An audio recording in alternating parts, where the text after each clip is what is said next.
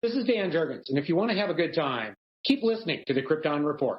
Jason J. Lewis, the voice of Superman on Justice League Action, and you're listening to the Krypton Report.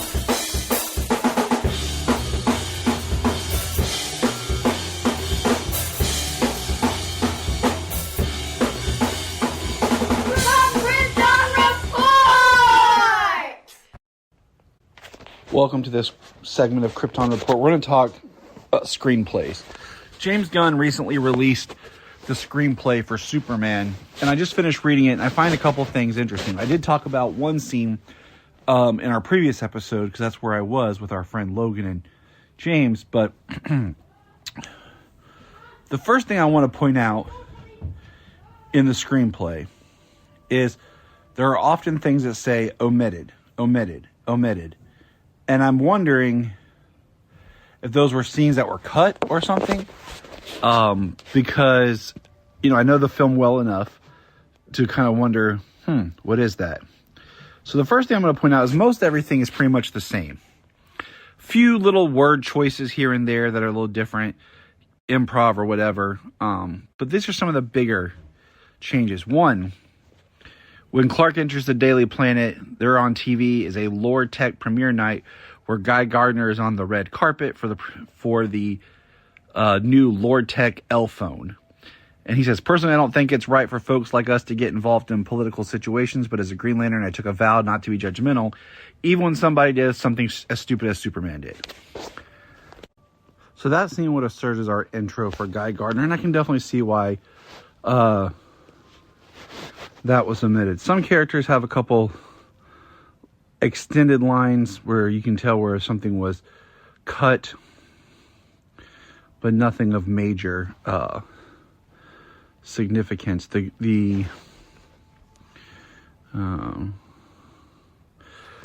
Now, there's a couple of scenes that we know that were cut that have been talked about, like Ultraman punching Krypto hard and knocking him unconscious. That was in the cut, but then didn't make it into the final film. And that's why I'm interested in this screenplay, because it's definitely different in some way.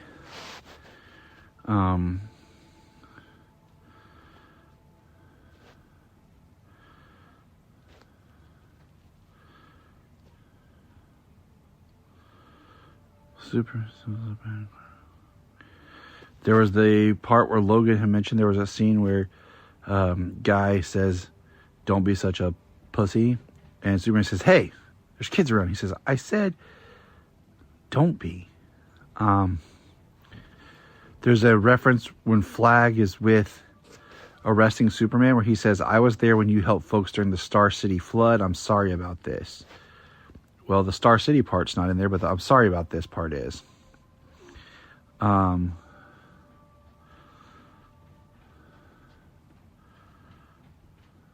see.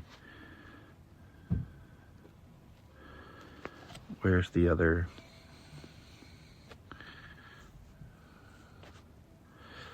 There's a funny reference where it says, "I'll remind you, Eve is one of the most beautiful women in the world, and Jimmy is like a guy, but apparently his animal attraction is Pete Davidson and off the chart. Still, he's put upon having to be so close to Eve." Thought that was pretty funny. James Gunn right there.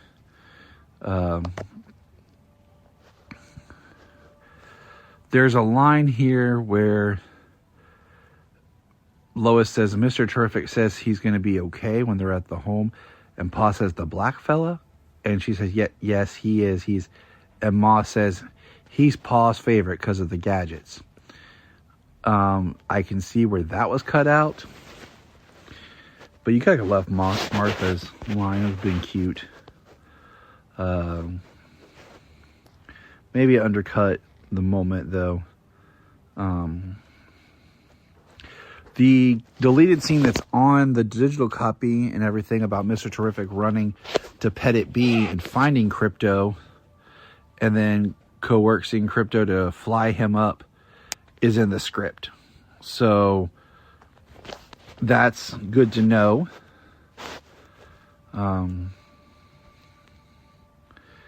There's a line where Superman literally says, "What the F?" when he sees what's described as his own but slightly off misshapen clone gone wrong, describing Ultraman. That's not in there. And of course, Ultraman's not that misshapen. He just like has long dark hair. That's it. For the most part, there is the earlier scene that I had mentioned before, where Krypto, when he brings Superman back to the fortress, pulls him back past bloody remains of a snowman, an abominable snowman, where Krypto had attacked and fought an abominable snowman. I'm glad that was cut. That would have been really weird, of just having body parts and stuff, and blood stains. And that explains the abominable snowman toy that is available at Walmart. The whole 4 being called Gary is not in the script. But what I do find interesting, okay, is in this script, Ron Troop still has no lines. Christopher McDonald, who played Ron Troop, has talked about scenes they filmed and did where he did have lines and spoke to Clark in the scene where he comes in and Lombard talks to him. Also, in the trailers, there's the scenes a little bit where Cat Grant's talking to Lois longer, and that's not in the script, nor is some of the lines that Lex had in the trailer talking about killing Lois Lane or Clark Kent. So I find it interesting that these lines and these scenes that we know or exist aren't in this script that was submitted. So, I mean, this is the final version of the script, for filming. But I just find it very interesting, as we know those scenes existed because of interviews with the actors or scenes from the trailers. Other than that, it's pretty much the same. Like I said, a few things. The other is the scene that's the post-credit scene of him staring at the riff is actually right before he goes over and sees Lois. Him and Terrific are standing there looking at it, and Superman tells Krypto he loves him, and then he walks over to Lois. That would have been I like that, instead of making it like a post-credit scene. But it still is what it is. But that's pretty much the script for Superman. What would have been Superman Legacy, but Superman. Welcome to the Krypton Report Gets Exercising. Nice. Now, I just wanted to bring up, we are looking back at the 5-year, can you believe it, anniversary of Superman and Lois. Crazy, the pilot dropped 5 years ago. We got 4 seasons. Not fair. Should have got more. But I'm out for a brisk walk because I need exercise and I like talking. But what I wanted to do is I wanted to address a couple of the things with the pilot. For those of you who may not know, the pilot for Superman with Lois was written and completed early January of 2020. Right after the Crisis, or right before the last 2 episodes of Crisis aired. So, which was a dumbass mistake that they split Crisis up, because that was riding so high. And the script contained elements that linked it to Crisis. Now, in the pilot, there's nothing major that jumps out that arc completely changes the story. In the beginning, for example, when Clark is talking about coming to Earth and everything, and he talks about, and there's a reference to his visions are jumbled, and he's confused, and he's kind of forgetting and remembering things differently. This is supposed to be allusions to Crisis and how Crisis changed things. It's interesting because so much of it's not changed, But the idea was, in Crisis, they had one child. And then after Crisis, they had twins. Because we have that line, which ties in from the last episode where he's flying home, and Lois says, the twins, the boys. And he says, boys? And I think that would have played out a bit more. So it's kind of neat that the script comes from different places. In the script, there is a part where they mention Star Labs, and Superman says the Flash's territory. They see Kryptonian writing, and he makes a comment that only 2 people on Earth knew how to read that, being him and Supergirl. Let's see. Some of the other parts of that I find humorous is there's parts where they describe Jonathan shooting effing laser beams from his eyes. I do find it interesting that in the script itself, it says red laser from his eyes. Now, when we first watched this, before we knew it was on a separate Earth, we knew that they had established his costume. They had, somehow the twins had been aged up. We thought that was a fallout from Crisis. His time was reshifted, even though, the child was just born. The other was, Supergirl and Superman had blue heat vision. And all of a sudden it wasn't. But in the script, it already had said red. So I thought that was interesting.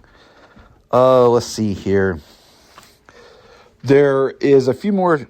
When he meets the stranger discusses Crisis, that he survived the crisis, that his Earth. Superman later tells Lois that the stranger knew of the crisis. The stranger also had a red crimson cape attached to his uniform, but they removed that. And then later, when Superman is kind of giving some more voiceover and talking, his sense of what reality is a lot more straight and finalized, meaning that his mind has aligned now post-crisis, and even says post-crisis in the script. So for the biggest part, there's not much that's different. Some dialogue and some visual aesthetics, it seems, that separated this from, where we were picking up. But, looking over it here, I think the fact that this Superman and Lois story took place on a new Earth, it gave us the opening for new casting, and it gave us just a new world to depend on, because they had already diminished. And we talked about this as we were building up to Superman and Lois, how Tyler was very put in the background, very diminished. They'd already established Lex Luthor as John Cryer. But by setting on its own Earth, now we have stories to tell where we're not tied to anything. This can be a really great series because we're not tied to any continuity, any actors, any characters, what's already come. And I think the best thing for the show was that it was its own universe. And I'm glad that there wasn't any major changes that had to happen for that to occur. Just some slight dialogue altercations, and of course the visual.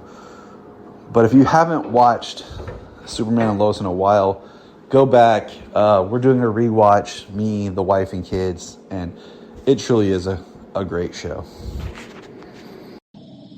Tyler, real quick. I'm in the car driving, doing some thinking, and do a lot of driving and thinking, And I'm just throwing this out there. I'm really excited for Brainiac to be in Man of Tomorrow.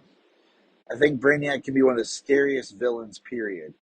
I remember back, 10 years? Oh, yeah, it's been over 10 years. When Avengers Age of Ultron came out, and that original trailer for Ultron, there was something very scary about what that character could do. But we didn't really tap into that. And I know this movie is not the greatest, but there was something in Live Free or Die Hard, when they talk about the idea of the fire sale and everything. And I got thinking, that's kind of scary when he just pulls up McClane and empties his bank accounts and everything. And I got thinking, you can make Brainiac the most terrifying character when he comes not just to learn or whatever, but the idea of maybe he's already been here and he hasn't revealed himself. And he has his hands in robotics. And then he just starts shutting down our systems. And I think about, how much money is calculated digitally. Boom. It's all wiped out. Hospitals and stuff that use electricity and power and machines. Boom. All wiped out. He shuts down the data. Everything that we've put digitally, we've scanned, we're saving in clouds. Boom. Destroys all of it. What does that look like for us as people? That is the most scary thing possible. And I think Brainiac is that. You can play it in horror that way, or you can play it, he's come to bottle us and all that. But you can make Brainiac the darkest, most sinister villain to fear because he can just disturb and disrupt everything that we are. Just think about that. Welcome to the Krypton Report podcast. I'm your host, Tyler, and with me is my co-host, the man of men, the great one, James Cole. Hey, welcome, James. What's up? How's it going? Oh, it's going pretty good, man. Pretty good. Just kind of going through here real quick. Not a whole lot of news. I think, let's see, as of this recording, there is rumored to be a Supergirl trailer / new TV spot during the Super Bowl. So that's one kind of key piece of news there. Let's see. I think there's another one I'm looking for, so bear with me here because I always try to keep up with everything. But let's see this one, the Jimmy Olsen series. Whatever it was something else. Now they're calling it Jimmy Olsen. So I don't know. Whatever that's going to be is rumored to be beginning this spring in Atlanta, which I guess would kind of sync up with maybe filming it around the same time as Man of Tomorrow. Or right after. Yeah. So one rumor was that James Gunn might be filming the series. So we'll see. I kind of okay, but let's see. Here's one. So they will be releasing here soon. DC is releasing Supergirl the World. We've seen Superman the World, Batman the World, and Joker the World. But on April 6th, we will get Supergirl the World with a slew of talented writers and artists. So that'll be fun. It'll be another one to kind of go through and review. We've enjoyed that. It is being reported that we will be getting in Absolute Superman 18. We were going to get the debut of Absolute Black Adam. Kind of curious of that. Yeah, me too. I saw that one. I was like, huh, interesting. Okay. I mean, they have a whole DC universe to build over in the Absolute world, don't they? I mean, especially if they plan on keeping it going, that's been kind of one of our things. And then we saw a couple of the images of the smaller figures that Mattel is going to be doing for the new Legends Rise Mattel Reimagines DC toy line coming fall of 2026. They look okay. I'm just kind of curious of what the sizing is going to be. Of course, I'll buy the Superman to add to the collection, but other than that, I'm not impressed. And as of this recording, Sayla and I just kind of put up a little video talking about the Spin Master and a little bit of Mattel 12-inch figures. So that's available on YouTube and TikTok. And let's see. I put a poll up and asked who had the better score, Superman Returns, Man of Steel, or Superman 2025. There was 0 for Superman Returns, 36% for Man of Steel, and 64% for Superman 2025. I think Superman 2025 was pretty good. I've listened to it. I own the Man of Steel soundtrack, and I've listened to it for years. The score is just amazing. It is an amazing score. Like I was listening to the other day, and I just feel like I like the Superman 2025. I like it. There are some tracks I'm kind of like are okay. But I feel like so much of it is good because it's like not reimagined, but just more amped up John Williams. Like that guitar, with the John Williams score. It's like, yeah. So it's like two things that I really love being smashed together. So I'm just like, But I was just curious what people might think, and they responded. So that was great. But that's really all the news I got. Anything that you've heard, rumors, anything? No, from the most part, that's all I've seen. Yeah, like I've expressed it to you. I'm not going to start at any more like just speculations on stuff. Like I'm so done with that. I think we got burned out and basically destroyed during the BVS era of just how much stuff we were like, oh my gosh, yes, that's true. Yes, yes. So where we're like, you know what? I don't believe anything anymore. I'm just going to wait and see. So I am really focusing on not, anytime I see anything that says, oh, this is rumored to happen, or this is, supposed to be, I'm not really going there yet. So, but it's February, guys. And first episode of the month means we are going to be looking at some sort of Supergirl comics. Now,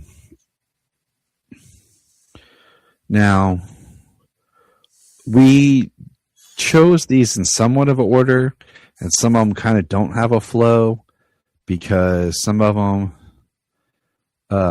I just kind of put where I could, but we're looking at two different 2-issue arcs from the forgotten pretty much series known as Convergence.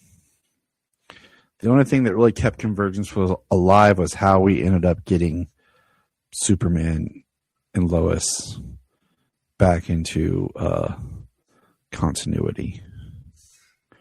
So, yeah, got the what was it? Pre-Infinite Crisis Superman? Is that where it was? Yeah. It's the one right before the big reboot to the New 52, basically. So, which one do you want to start with, Super James? Well, why don't we go with Matrix? Yeah, okay. To start out. So I'm trying to pull out my handy dandy notebook, which just is my iPad with comics on it, while I drink some tea from my Krypton Report mug. Tastes like Exploding Planet. So glad I ordered that from TeePublic. Everyone, get your official Krypton Report licensed merchandise at TeePublic. So, Convergence, Supergirl, Matrix #1.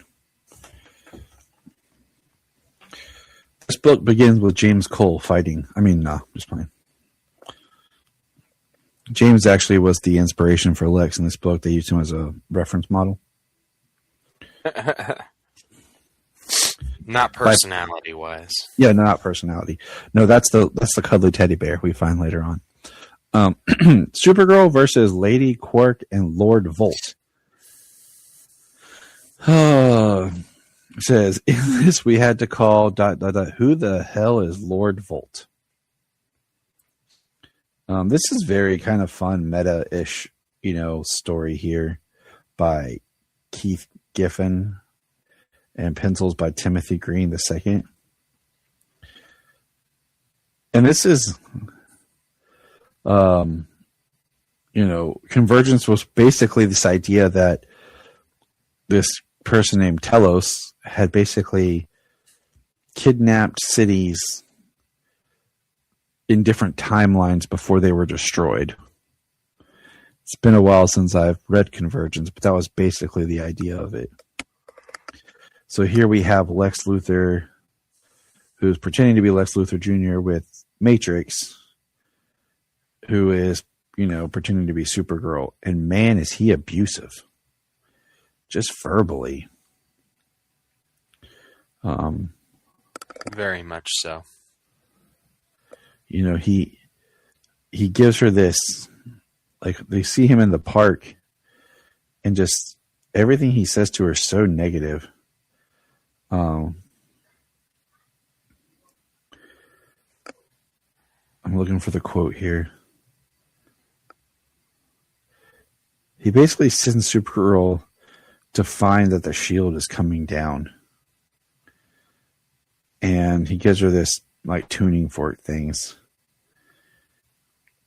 And as she's flying, she finds our villains of the Lord Volt, Yeah. What did you think? The other two heroes of their city who's supposed to fight just to save their city. And basically these two end up just like bickering with each other. Yeah, they have a very unhealthy relationship. Well, Supergirl, she basically leaves them to fight each other and then comes back. They come back to her later, and she basically gets them to start arguing with each other again. She takes out Lord Volt. And then Supergirl takes the tuning fork thing and keeps trying to find where the basically signal's coming from so that she can get out of the city and they can figure out what's going on. And then this is where it gets really crazy. At the end, Ambush Bug shows up. And what I like about Convergence is, like, on the last page, it kind of gives you a summary of who this character is. And it shows Matrix. It shows, like, her protoplasm form. Shows her when she took on the identity of Superman and everything. And I kind of wish that this little Supergirl Matrix thing was in the front of the book. So, like, if you weren't sure, like, who this was to catch up, there it is. Right, give you a little history before you go in. I mean, you haven't read any Supergirl Matrix since the 90s. This story basically tells of the time of, like, right after Superman died in their timeline of Metropolis, because Superman isn't there. Lex even says something in the beginning about if after he died, I thought, it would stop being about him, or nobody ever said life was fair. If it were, I'd still be plotting Superman's undoing instead of sitting on a park bench.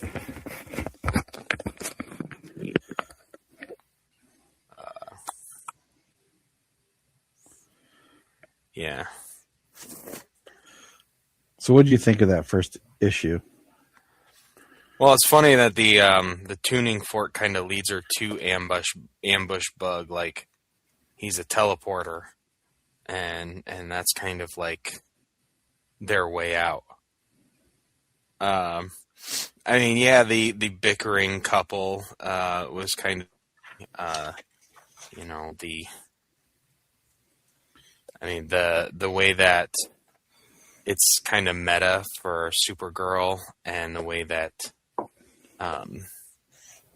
Lex speaks to Matrix in this. Mm-hmm. Which, you talking about meta, bro?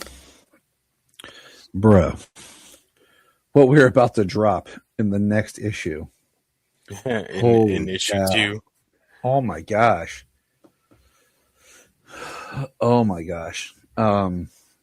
This my head hurt, but it says Supergirl and Buggin', Sierra 1994, and it's Supergirl and Ambush Bug just chatting in the coffee house, and some of his dialogue. And he says, "I used to know stuff like that, multiple reality stuff, Earth 6 stuff. Not since I stopped reading comic books.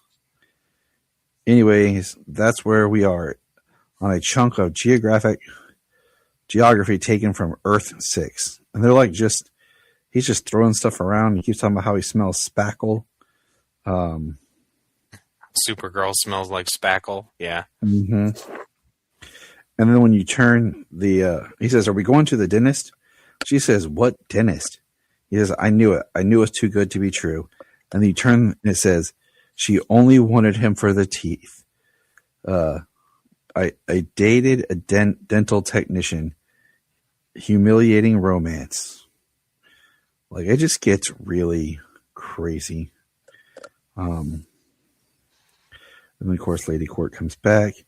And the Ambush Bug is in a post-Great Disaster New York City talking to a rat. And he says, "Supergirl, that who you were talking with?" He says, "Actually, it was the Matrix Supergirl. Matrix, the one that spells like spackle." "Oh, her. Well, yeah, sure." And then she shows up. And I'm just like, man, this is just bizarre. And I guess the more I read it, I was like, oh yeah, I really don't like the Matrix Supergirl stuff as much. No, I mean, I didn't quite like it as much. I think the thing that really kind of helped save this issue, this little 2-issue arc here, is the fact that it was Ambush Bug in this second issue following him around, or rather Supergirl following him around. Even find a lice man. Yeah. And then as we're going through it, like, we have New York City, Sierra 1992 somehow. And then there's Ambush Bug with, like you said, then where is it? Hold on. You were bitten by radioactive head lice? I don't want to talk about it. So what's your story? I'm on the run from Supergirl who smells like spackle. And then Supergirl shows up, and so does the lady. Yeah, Lady Quark. Yep, I was like, Quark. And what's interesting is like they're flying through different places, because if you look on the next page of the panel, it looks like a Luthor Corp style building, but there's the Superman Red Sun symbol. Yeah. And then we see Legion tryouts. And then there's Ambush Bug.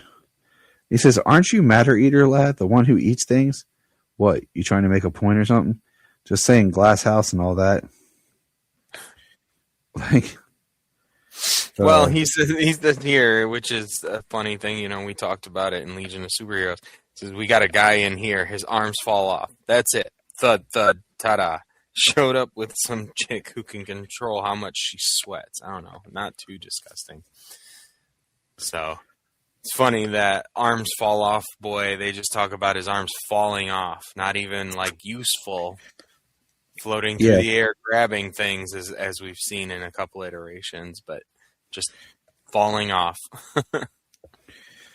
And then, like, they keep fighting and they go on, and then they go through basically a world that is from Future's End, which I actually just started to read that because I had never read it before. And then they're in New York, 1969.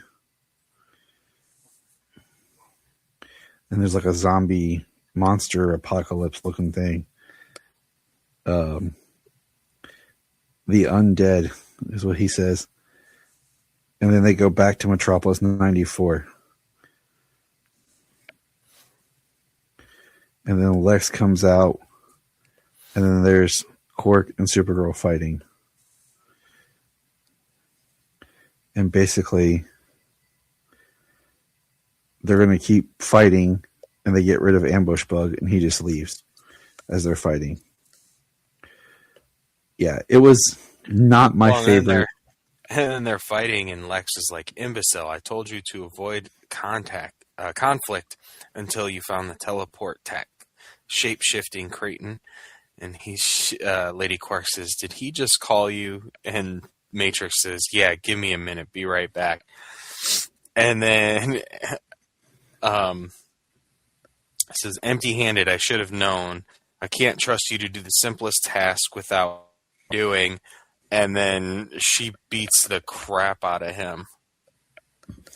Which always all off panel, but you get all the sounds, all the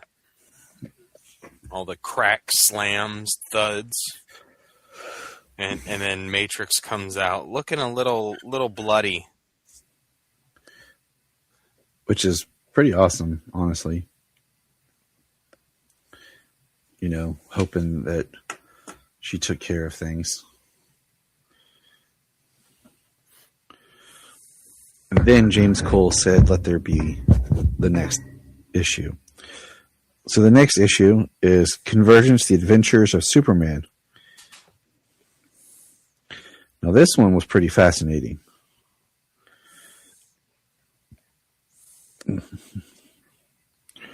So before we start this, it's written by the great Marv Wolfman. But we're in Gotham City at Wayne Tech. This is like 80s Supergirl. And yeah, this is 80s Supergirl, and I think it's even in this issue. This is pre-Crisis. Yeah, this is, I mean, like pre-Crisis, we mean like right after this story would be Crisis. Crisis on Infinite Earths. Yes, and that's part of what's hanging over this whole story. Is that Supergirl knows she learned. So Lucius Fox puts this device on her head, and they're trying to basically use Phantom Zone style tech to find a way to teleport outside of the what do you call it? The dome. And what happens is that is probably the most interesting way that they were able to do this and explore outside of the dome, because a lot of the Convergence stories are, you know, there's no way we can get outside the dome. We can't see past the dome. We don't know what's outside the dome. We can't bring the dome down. We can't get outside of the dome. Teleportation doesn't work. Powers doesn't work. That type of thing. Like, gape it. But them to enter the Phantom Zone to explore beyond the dome because it exists in another in another dimension, another plane of reality that is like on level with ours, just another plane. I think that's a really cool, interesting way of them to kind of get into exploring this planet before the dome comes down. Yeah. I think it's interesting just because, like you said, we haven't seen a whole lot of different ways, but I think the idea of what they're trying to do is just kind of shocking because they're in the Phantom Zone. While as soon as they go into the Phantom Zone, basically, the dome comes down. And that's when all the domes are coming down so that all the cities can kind of basically invade each other. And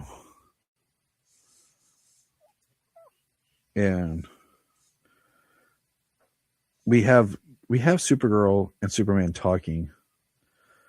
And she basically says, hold on, where is it? She says, you make it look easy. It looks so easy. I worry over everything. And he says, it's why I'm always in awe of you. She says, you're joking. So like he's complimenting her and then boom, they get attacked by a bunch of Kryptonians in white, who've been imprisoned there, which I think is kind of cool because that is still trying to keep a little bit more with what the pre-crisis look would have been. I think, because I'm trying to keep it all straight in my brain. Yeah, not like John Byrne stuff, but yeah, and it's also not like where we get the crazy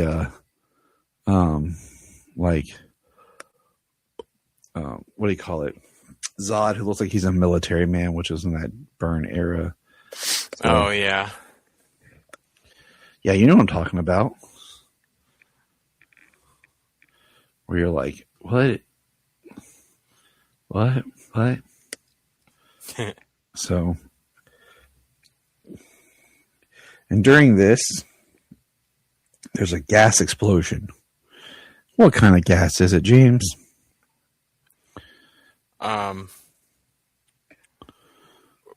What kind of gas? I mean, it's a gas that kind of shows her future. Exactly. And she starts seeing her whole history, her she life, sees her history and her future. And she sees the monitor. She sees her death and how important. She says, I have to get back to Earth to die. Stop it. I don't want to see anymore. I said, stop it. I'm going to die. I can't go back, but if I don't, I won't be able to save Cal, and I won't be able to help any of them. If it doesn't destroy whatever that thing is or will be, then Cal, then all the universes, everything, all existence will be gone. But how is that even possible? So now she has this weight on her of knowledge, and she lets it basically just weigh on her. And we see these shots in the background, these images of the future. She says, I don't have a choice. I have to give them everything I can. So now she has to make sure that she protects Cal and that nothing can happen to him the entire time. She's now going to stop. So she sneaks up on the prisoners. She starts doing everything. She swoops in. She takes him. She's fighting them. And all she can think basically is, I have to get them back. I have to get back. Nothing can happen to Cal. Yeah. And that's like another burden that's laid upon her. You have to get back so that you can go and die. Right. And Cal can live to save the world. To save the world, to save the multiverse, whatever. Yeah. That's a pretty tough thing. it's extremely like just like, hey, it's this burden that nobody really wants, but you're gonna have to take. It's kind of like it's very much like her in that story, though. You know, in the Crisis story, when she takes it upon herself to try and stop the Anti-Monitor, and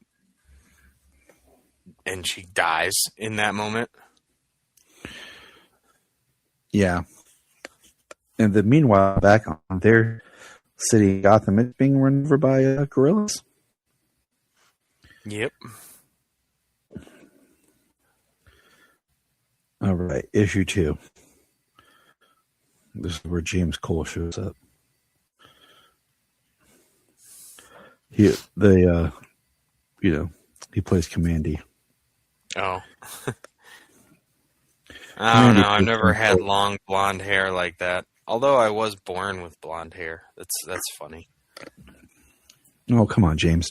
Don't put yourself down. Basically, it opens up. You know, it kind of like the way that these Kryptonians are, it really reminds me of like the Viltrumites in that other show. I was like that other show that we've talked about and mentioned before. What's it called? You know. Oh yes, Invincible. But you see what I'm saying? Like how it looks. Like, oh yeah, definitely, absolutely. So, but basically, Lucius is able to open the portal, pull Supergirl out. She sees Cal, and then she yells for Cal. Then it cuts to New York City, and we see the gorillas fighting some anthropomorphized animals, and then Commandy shows up, the last boy. James, are you a fan of Commandy? I've only really seen him in a few. I haven't read too many comics with him. Just a few, and they're more like kind of like this. Otherwise, most of my knowledge of Commandy comes from animated series and things like that. Batman: Brave and the Bold. So I don't know. I mean, I think it's an interesting. I think he's an interesting character in an interesting world, but like I've never sought out any Commandy books.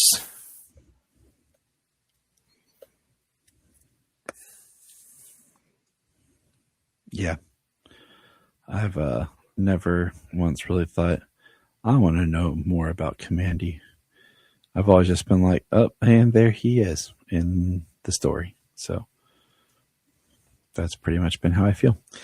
But Kara, being oh so resourceful, uses her X-ray vision, sees Batman's utility belt, goes towards it, grabs a grappling gun, shoots it, grapples Cal, and pulls him out of the Phantom Zone, then destroys the projector.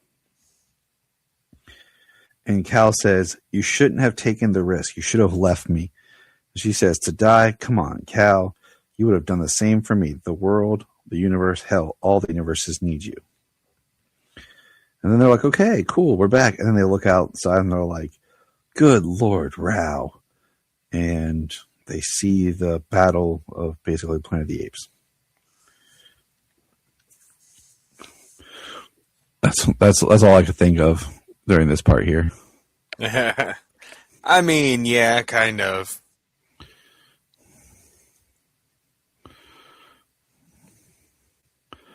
And we have Superman come down, rescue Commandy. Basically, he says, this is where we have to be careful. He says, this is my world, Superman. You're the one who needs to be careful. And Superman gets blasted with an energy beam. And then a gorilla tries to take a sword, and Supergirl breaks it, and it's like, big mistake.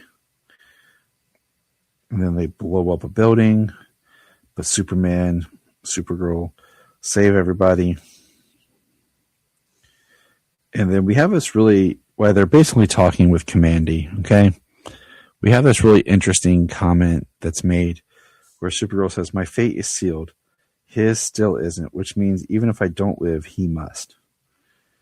And that goes back to like where she's just trying to protect him. Then both of them get shot down by gorillas and strapped to a giant missile. What'd you think about that, James? Well, I mean, in the end, he wakes up. He's playing kind of knocked out, so he could get taken to their ultimate weapon, their missile that they have him chained to. I mean, the imagery was pretty awesome. I did like that, but I did like the fact that he just woke up, snapped the chains, and went about his business. Yeah. He's like, I haven't got time for this. Like, whap. Then he throws the missile. They hear a big rumble. And they're both like, what is that? And it says, I don't even know where to begin. Let's find out. And it says, to be continued in Convergence 6. So that one like leads right into a Convergence book. Yeah. So, well, into Convergence 6 too. That's like towards the end of the what was that? Book. It was 8 or 9. I can't remember. 8 or 9 issues. It's been a while since I read Convergence. I can't remember exactly what had gone down there. How many issues, rather. I do know that when worlds were to like Superman and Supergirl are the champions of this battle, so the world that they were on kind of gets destroyed. That's what the earthquake is. Out of the 2 sets we read, which one did you enjoy the most? Adventures. Yeah. You mean the one that made sense? Yeah, the one that made sense, the one that was with Supergirl. Mm-hmm. The one I felt like actually had some weight to it and a story that I actually could follow that wasn't too meta and crazy. Well, especially since Ambush Bug came in and they went from time period to time period and city to city, the teleporting, the fourth wall breaking stuff that comes with Ambush Bug. It just ended up being a random, just one of those random goofy stories that you get with meta characters like that. It was a filler. It was a filler book. Yeah, and it's one that like, if I would have bought that at the time, I would have been mad. So, but okay, moving on. Did you read by chance the DC Supergirl Next Door? It was like an anthology book. It's their Valentine's Day book. That is no, I did not read that one. It's on my list here. That's fine. We'll do it in the next 4, 5, 6, 7, and 8. I wanted to have it done for this though, but I didn't. We can do that next time. Just because like I was going to ask, I read it, and it was only like the only one I really cared to talk about was the short, tiny, Supergirl story that's in it. So I mean, it's interesting. So we'll just do what we were talking about then, and we're continuing some Supergirl comics, and we're going to talk about Supergirl's issues 4, 5, 6, 7, and 8, right? Yes. Okay, because we couldn't remember where we stopped, and part of it was because my subscription had canceled on me, and for like a month or so, I was using James's, and then when I switched back over to mine, I didn't save everything that I had read. So let's start with 4. You want to start with this one? Yeah. All right, let's do it. So last we left Supergirl, her and Leslie Lar were taken into Kandor to kind of be judged by the Science Council. And they wanted to lock Lesla up, her mother being the magistrate. And Kara can't imagine like what it would be like to have parents like Lesla's. The way they're very cold, complete business, Yeah. But and Kara decides that she wants to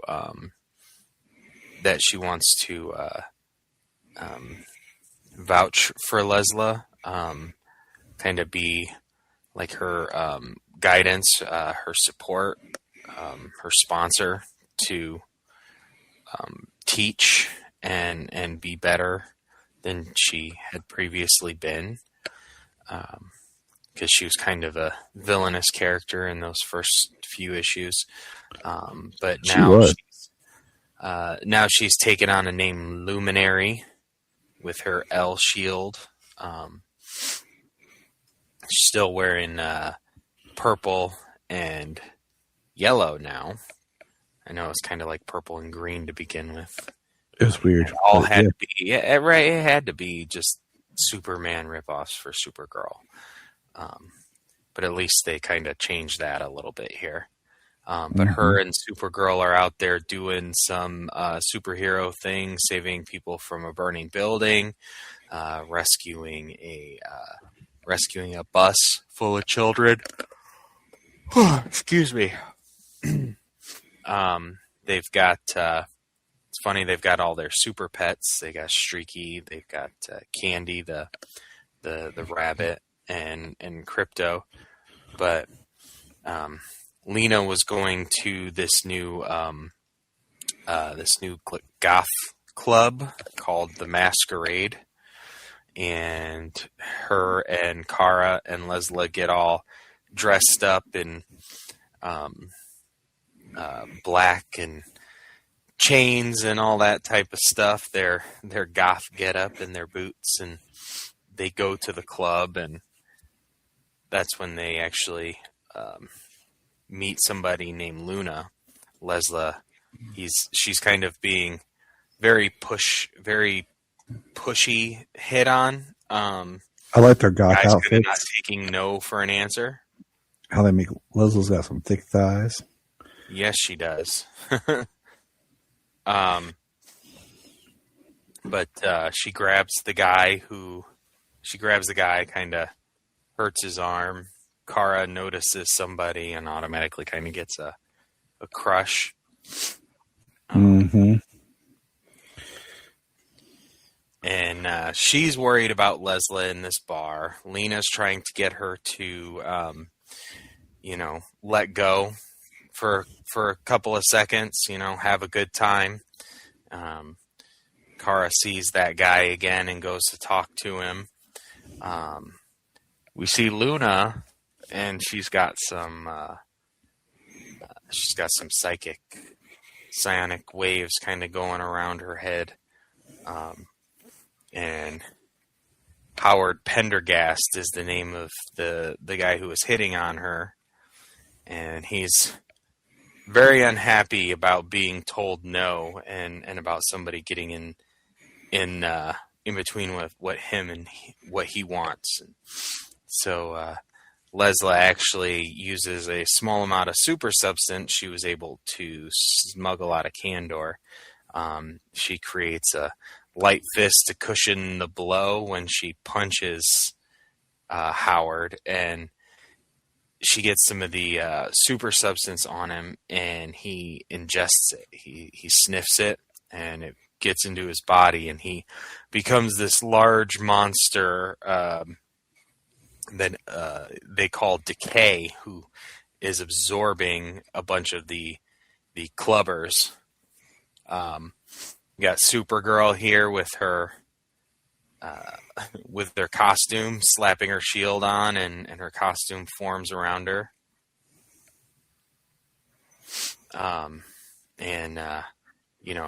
It's super substance. She's not supposed to have any. Everything was supposed to be confiscated, and it's actually a violation of Lesla's parole. They go nowhere with it, with that idea that it's a violation of her patrol. But Supergirl rescues some people from inside of there, and then she decides to go inside of Decay herself, as Lena and Lesla are getting people out, and Supergirl kind of breaks her way out of the super substance, freeing the last people and Howard. And they collect all the rest of it, and they notice that Luna herself has psionic abilities. And we have a little bit of super substance that a small cat licks and ingests.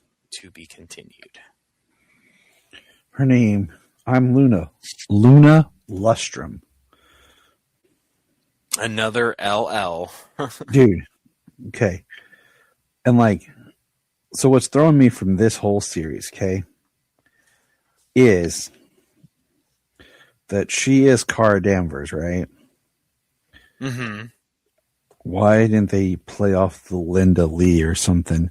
Because we have Lesla Lar, Lena Luthor, Luna Lustrum now. I mean, this is getting ridiculous with the double L's. Okay? Like, I have a book that has supposed to have all the double L's of the Superman stuff. We got to add some more now. Because now we have this new one here. I mean, we could play a whole round of like some weird game with name all the double L's. You know what I'm saying? It's nuts. Nuts. But the next issue, I tell you, Supergirl and her super pets. I do like the coloring for this book. The art slightly changes.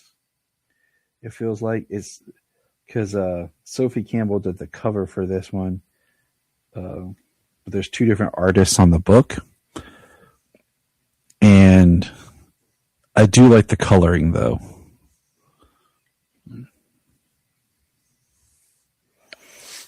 So, what do you think about the coloring of the book? Yeah, it's a very pretty book, and I mean it's really fun. But this one has Crypto. When it starts out, we're in Midvale and Lena Luthor's lab. That's a alliteration there. And basically, excuse me, the super pets go out and are on the town. And we're seeing a lot of everything through their, like, talking to each other. Well, it's funny because they're not even talking to each other. They're kind of just talking. Like, it's their inner monologue, not communication between one another. Right, which is crazily weird. So the first part of the book is all about Crypto and Candy. Candy is attacking Crypto like he is her enemy. Because Lesla was Supergirl's enemy, and they ultimately start fighting together against Princess Shark, who's come for vengeance on Supergirl. And in the end, after fighting together, Candy doesn't want to fight Crypto, wants to be Crypto's friend. Which is sweet. And then the next section is Streaky, the Super Cat, and Tiny Tano. Which is hilarious. Yeah, Titano has been shrunk. He's very small. Still has his kryptonite eye lasers, but he's very small, and he's kind of a super pet. Well, they come across they hear some meows and they come across some super kittens. Kittens who have been infected by the super substance and given some crazy little powers. They are terrorizing some people on the streets of Midvale. Tiny Tano tries to use his kryptonite vision to stop them with the super substance, but that doesn't work. No, it doesn't. Yeah, so Streaky, being a cat, kind of does what Streaky does, and wants to lay down, is hungry, and he thinks, so that gives him a plan of leaving the kittens a whole bunch of food, so that way they eat all of it as quickly as possible, because that's kind of what cats do. If you overfeed some cats, especially kittens, they'll throw everything up. So that's basically what he does. And now instant vomit, pain, I know all too well. Then we'll just gather up the super substance. I mean, I have to deal with Sayla's cats all the time, so right. Yeah. And so they drop the kittens off at the Humane Society. Kara and Leslie see Lena on the road, and she was chasing after Tiny Tano and Streaky, and they're right there. Right, she's tired, exhausted from chasing after him, and they're right there. And then Supergirl collapses there on the street. To be continued. It was kind of a fun kind of issue, but it's funny because that one fell during the summer of Superman. Now, issue 6 was pretty cool. The cover saying Supergirl, and now Supergirl, you shall know the power of Night Flame.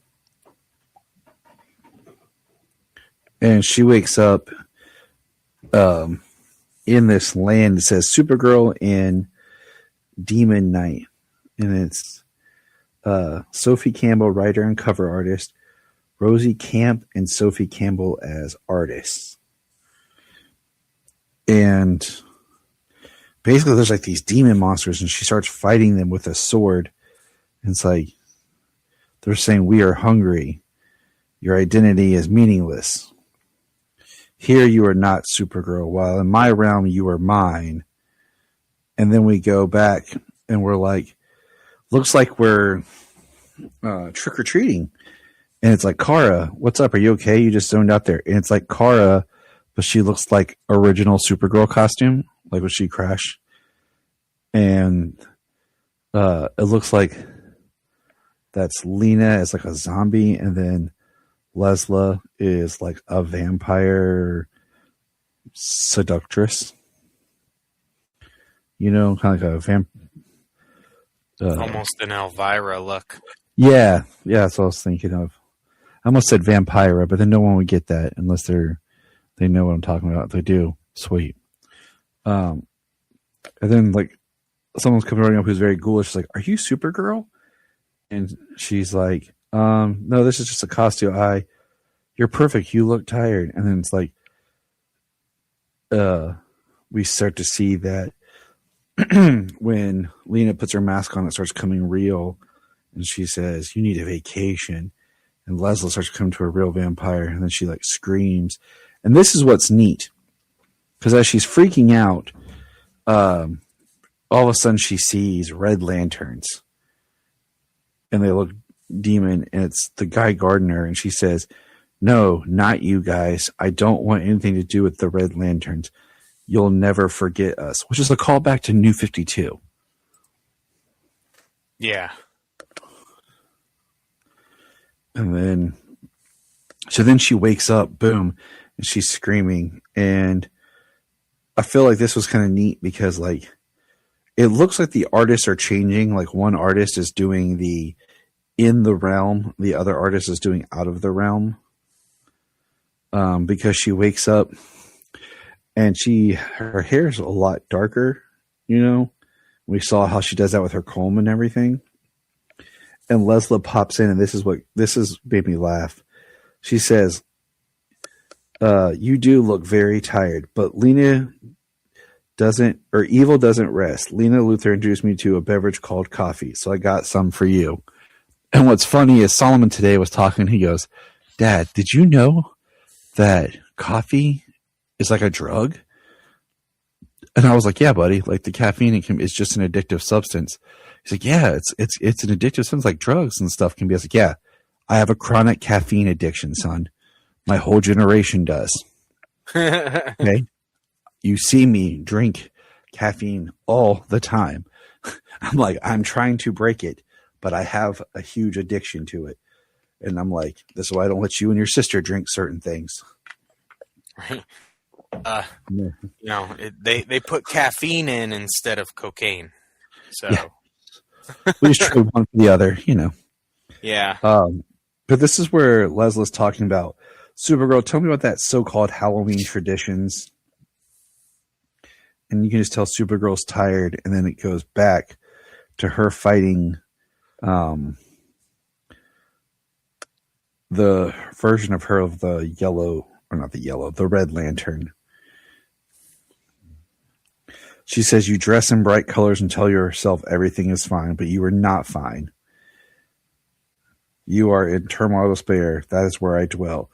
Look upon me in terror, Supergirl. I am Night Flame. I almost wanted to hear like a bird sound. She has like a bat with an eyeball. Right. Not Flame Bird, though. I know. And then she like basically recants her leaving, her city.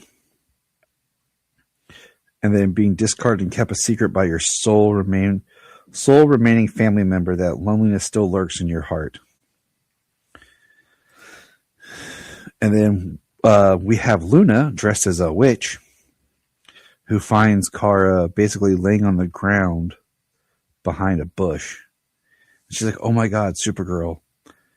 And then we have Lena contacting Leslie that they can't find Kara. And I love all the colors and everything because this is definitely like this is their Halloween issue.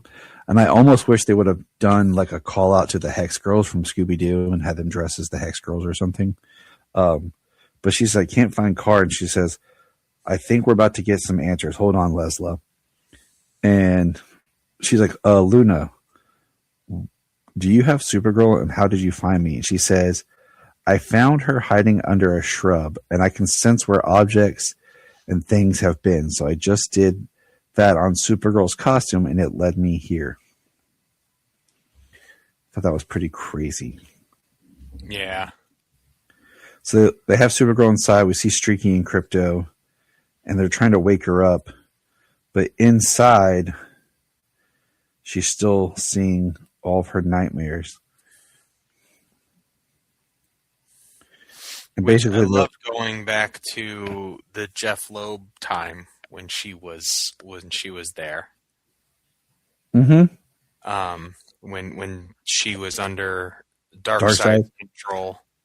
So basically, Luna's trying to project her consciousness into Kara because she's sensitive to their presence, and that's where we see her in the Darkseid Jeff Loeb. And it's kind of like this interesting thing because it goes back to like this idea that everything that's happened to her has happened. Because we're seeing on the next page, we have Leslie yell, that's why we love her. She hears us, feels us, emotions, they're powerful. But then we see when they blame her about her dad being, but not everyone's father was an evil menace. You should be distraught. And it's Cyborg Superman as her dad. Mm-hmm. And then we see, I'm not sure where her crying over the person is from, but then her with Crypto right there, that's a call out from Woman of Tomorrow. Yeah. And she starts about darkness is an obstacle. It's not a weakness. You should better know. And then even her pose with the sword, the darkness is strength, but it's over. She says no buts, and she blows out the sword. And she says, see you guys tomorrow. and she goes walking off. And it says Supergirl, and she wakes up and asks if there's still time to go trick-or-treating. And I think we can go to my friend Lucretia's Halloween party. Another L. Okay? The fact that she's not Linda Lee in this is mind-boggling. Right. But then that bat, that green bat with an eye, is still there in the background. So that is the Halloween issue. And what comes after Halloween, James? Thanksgiving. Yeah. Yeah, and we got a Thanksgiving issue here, which it's funny because, you know, you talk about all the things that had happened to her. One of the early things that had actually happened to Supergirl was Clark had left her at an orphanage in Midvale. Mm-hmm. Like that's not a very modern part of her story. No, which is very interesting. Like, if we just went through this whole thing that was explaining all her trauma and all the things she's been through, and yet we've touched on the Midvale orphanage, but yet we hit the controlled by Darkseid and stuff too. Like, very, very interesting. Very interesting. But continue, James Cole. But we open this one somewhere outside of Midvale, and Supergirl is exposed to a turquoise kryptonite. Ultimately, I don't think it's a real form of kryptonite. I think it was a magic form of kryptonite for her, but it turns her into a mermaid with gills, and she can't breathe, so she ends up having to go to the water, where she meets Princess Shark, and she brings up 2 issues ago where she was beaten by a dog and a rabbit, and that she's not here to fight, Which is that still she needs her help. And we go, back to the Danvers home, where they're preparing Thanksgiving dinner. And Jeremiah and Eliza are trying to teach Leslie a bit about Thanksgiving, and Superman and Lois show up at the door, and Leslie's very cold to him right away, and she leaves to go locate Kara. And then we go back to underwater, where Princess Shark is telling Kara about how she was cursed by a sea hag, changed from a regular great white shark into this humanoid shark that she is. The sharks that hang around her are her family, the family she used to be with. She still hangs out with them, but she can't communicate with them any longer because she doesn't speak their language anymore. And meanwhile, back in Midvale, Leslie goes to Lena Luthor's place, kind of discusses a little bit about Thanksgiving and the Science Council and how they provide everything that's required in Kandor. So nobody goes without. Everybody has everything they need. Luna shows up, Luna Lustrum, and she sees Lena's aura with Leslie there and her there, and they all decide to go to the Danvers house for Thanksgiving dinner. They're also having a tofurkey because Luna is a vegetarian. Tofurkey is actually pretty good. It's different. I think what's that? I said tofurkey is good. It's weird, but it's good. Never had tofu. Well, I'll let you try some because we get it for Jania, and you can actually buy like tofurkey slices too, and it's really good. Interesting. back under sea, they reach Ursula's cave. Sorry, Miss. Oh no, I was doing the same thing. Yeah, the sea hag. What do they call her?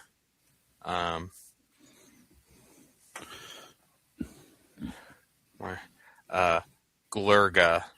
Yeah, I was like, Glurga. it sounds like a sound effect, honestly. Yeah, kind of like a gurgle in the water. Yeah. Exactly.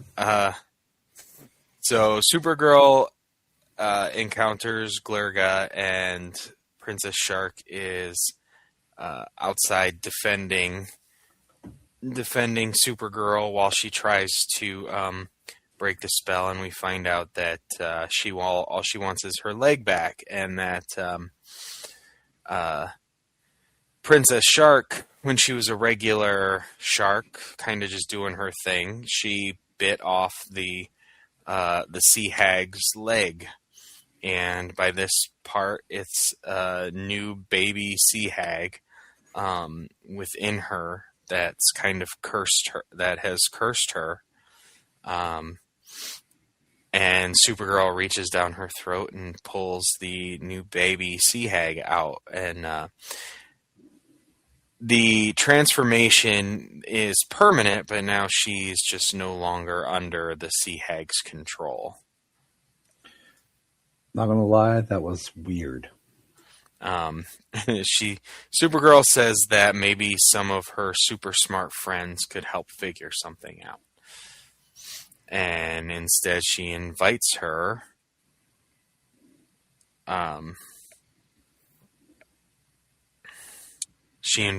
back to Thanksgiving dinner.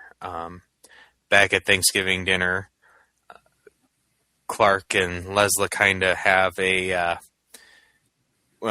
Lesla's snipping at her, and Lois jumps in and says, "What's your problem? You've been snipping at him all evening." And he says, "Lois, it's fine.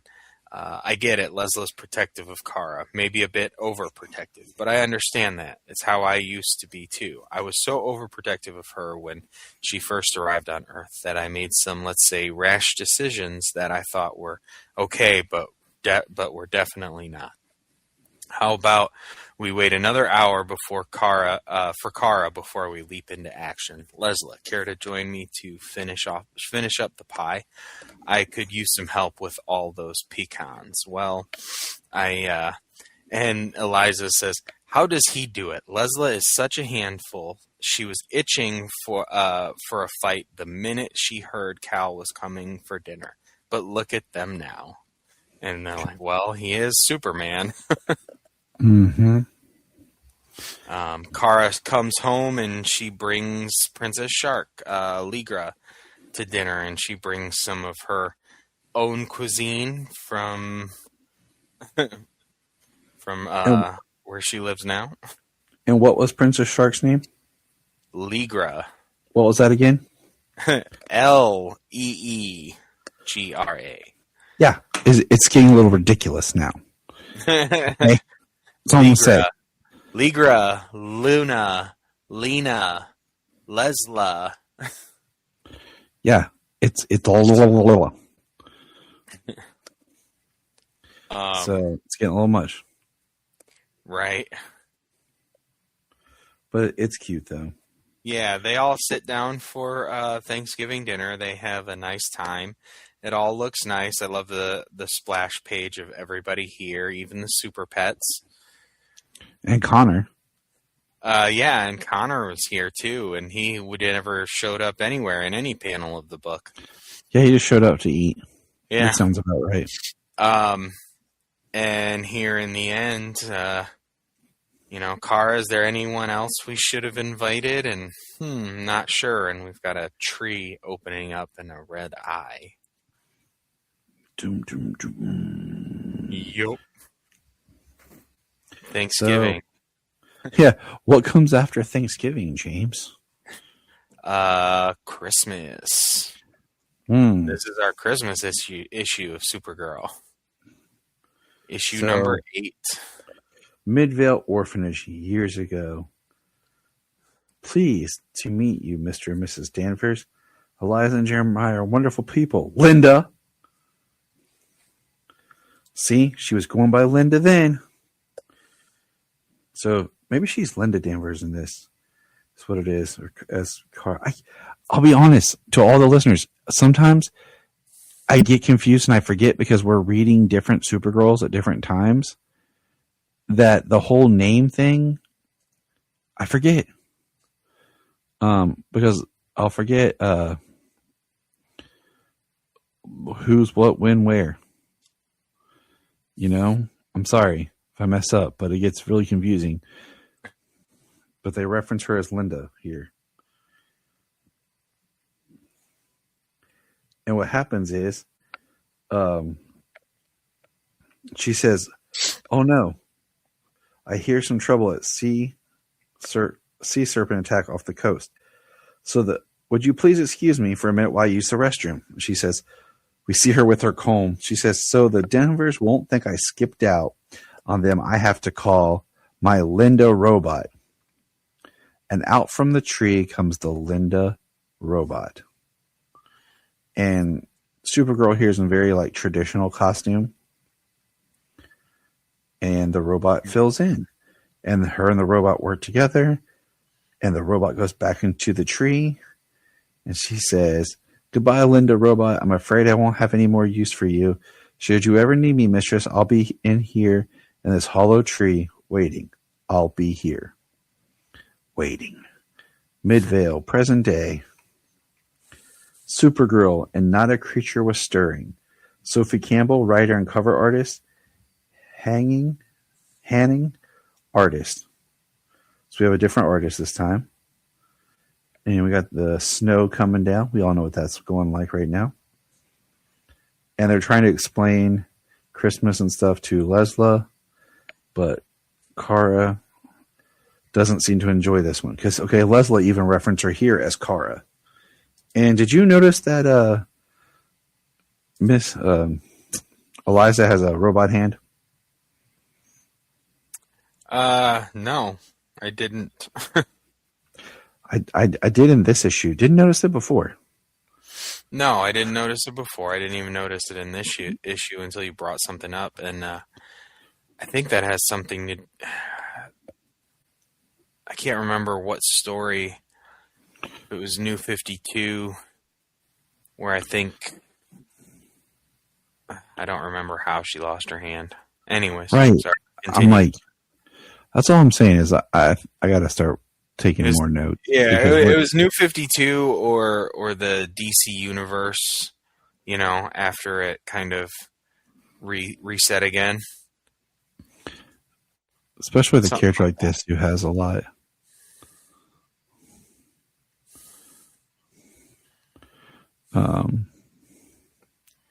But yeah. So basically, Leslie comes and says, "Kara, tell me why you're sad and tell me what you want for a Christmas gift. I cannot bear to see you so gloomy." She says, "Leslie, I realize I don't have any Earth money, but I can figure something out." She's like, "Don't worry about it." And then Kara just snaps and said, "I said, don't worry about it." And she says, "No gifts." And she goes off and lays down in her bed and starts. We see all the houses have like Christmas lights and everything on it, but one. And then all of a sudden we hear, "Mistress, mistress, mistress, why?" And the next morning, it's beautiful from the snow. Crypto's looking up some stuff, and we see footprints. And the footprints lead back to where, James? Back to the orphanage. And the hollow tree. And the hollow tree. And she opens it, and boom, out comes the Linda bot that's got peeled skin, some damage. And she's like, "Why have you abandoned me? Why?" And she's just, creepy as can be. And basically, "But why, mistress? Why, mistress? Why?" And Kara's like, "I don't know. I'll get her, Supergirl." And she says, "No, don't hurt her." And then she basically starts to power down. She says, I don't have an answer. And she's like, just a robot. She seems like more than that. Leslie, one reason I haven't really taught you yet as a superhero is you can't help everyone. There will always be some people who slip through the cracks. Sometimes I just can't manage it. Sometimes I forget. And she says, Leslie says, maybe sometimes it's enough to just focus on the people who are right there in front of you, like me. And then they fly back later and it says, she apologizes and they say it's no need to apologize. And Kara says, something about the holidays, the winter season puts things into stark perspective for me. It's hard to explain. Mom, Dad, I can't stay a bit longer, maybe until New Year's or even until spring. She says, can I stay? And I say, as long as you like, Kara. They're ready, and Leslie comes out with cookies that are shaped like the super symbol and has the symbol on it. And Jeremiah says, man, oh man, Leslie, you did master. It's delicious. And she's drinking, if you notice, out of a Robin mug. I like that. And then Crypto's trying to eat the cookie, which, I mean, you know, having just read World's Finest, and then we says next, the incredible shrinking Lesla.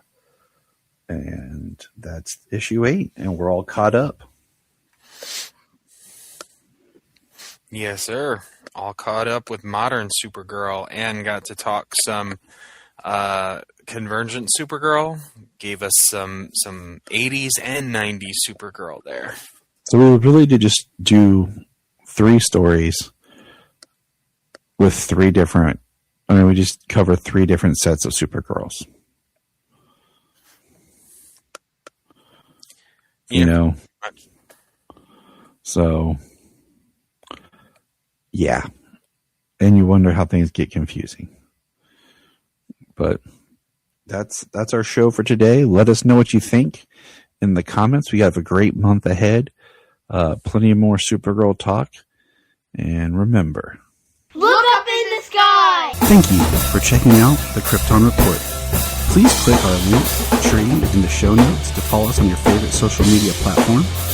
We have a $1 Patreon, just $1 a month to keep us going. And in return, you get exclusive shows and specials.